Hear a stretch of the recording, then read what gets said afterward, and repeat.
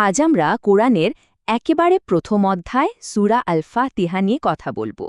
এর আরেকটা নাম হল দি ওপেনিং বা সূচনা। চলুন এর গভীরে যাওয়া যাক আর দেখি এর মধ্যে কি অর্থ লুকিয়ে আছে। আচ্ছা, একটা প্রশ্ন দিয়ে শুরু করা যাক। পৃথিবীতে সবচেয়ে বেশি বার পাঠ করা হয় এমন প্রার্থনা কোনটা হতে পারে? উত্তরটা হয়তো আপনাকে একটু অবাক করবে। এটা হতে পারে কোরআনের এই ছোট্ট মাত্র ২৫ শব্দের অধ্যায়টি। এর গুরুত্বটা বোঝার জন্য শুধু এই সংখ্যাটাই হয়তো যথেষ্ট। সারা পৃথিবীতে মুসলিমরা তাদের প্রতিদিনের প্রার্থনায় এটা ২০০ কোটিরও বেশি বার পাঠ করেন, ভাবা যায়। কিন্তু এর আসল সৌন্দর্য শুধু কতবার পাঠ করা হয় তার মধ্যে না, বরং এর অসাধারণ গঠনে। এটা কিন্তু শুধু কয়েকটা শব্দ বা বাক্য না, এটা আসলে উপাসক আর স্রষ্টার মধ্যে একটা জীবন্ত সংলাপের মতো, একটা নিখুঁত কথোপকথন, যেটা দুটো ভাগে ভাগ করা। তো চলুন এই সংলাপের প্রথম অংশে যাওয়া যাক, আর সেটা হল প্রশংসা। এখানে উপাসক স্রষ্টার মহিমা স্বীকার করে কথা শুরু করেন। শুরুটা হয় ঠিক এইভাবে: পরম করুণাময় অসীম দয়ালু আল্লাহর নামে, যাবতীয় প্রশংসা বিশ্বজগতের প্রতিপালক আল্লাহরই। এই কথাগুলোই কিন্তু প্রশংসার মূল ভিত্তিটা তৈরি করে দেয়। এখানে একটা শব্দ খেয়াল করার মতো, রাব্বুল আলামিন, মানে বিশ্বজগতের প্রতিপালক। এর মানে শুধু সৃষ্টিকর্তা না, বরং যিনি সবকিছুকে টিকিয়ে রেখেছেন এবং যার নিয়ন্ত্রণে সবকিছু আছে। প্রশংসার দ্বিতীয় যে বিষয়টা আসে সেটা হল করুণা। আয়াতে বলা হয়েছে পরম করুণাময় অসীম দয়ালু। এখানে একটা দারুণ ব্যাপার আছে।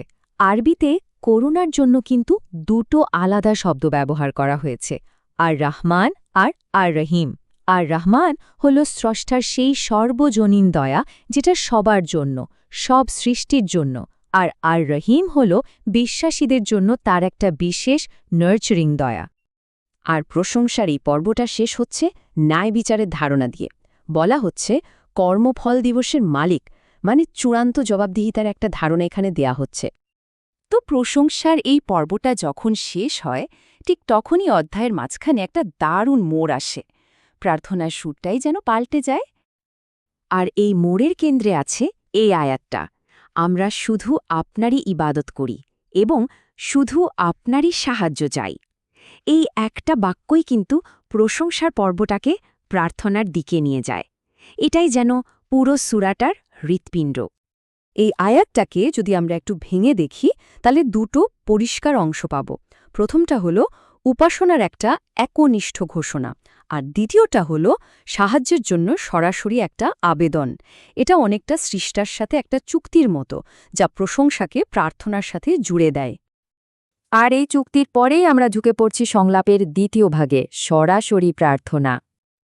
তো এত কিছুর পর মূল চাওয়াটা কি? সেটা খুব সহজ আর গভীর একটা কথা। আমাদের সরল পথ দেখান।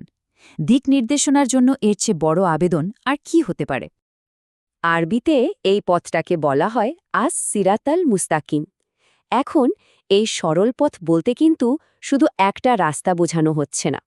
এটা আসলে একটা পরিষ্কার, সরাসরি আর ঐশ্বরিকভাবে দেখানো জীবনযাপনের প্রতীক। কিন্তু এই সরল পথ আসলে কি?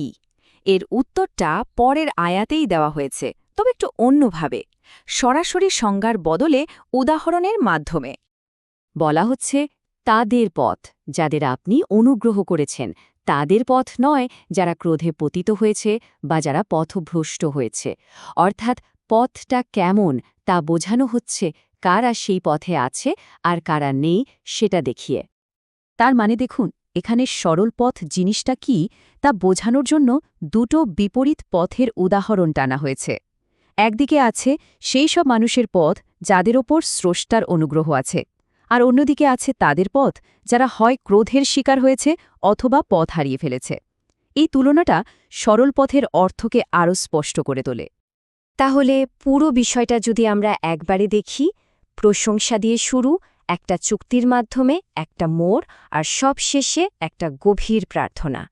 ভাবা যায় মাত্র 7টা ছোট্ট আয়াতে একটা পুরো আধ্যাত্মিক যাত্রার ছবি তুলে ধরা হয়েছে। তো এই যে 1400 বছর পুরনো একটা প্রার্থনা, যা একটা সরল পথের কথা বলছে, আজকের এই জটিল দুনিয়ায় সেই পথের খোঁজ করাটা ঠিক কেমন হতে পারে? এটা একটা ভাবনার বিষয়।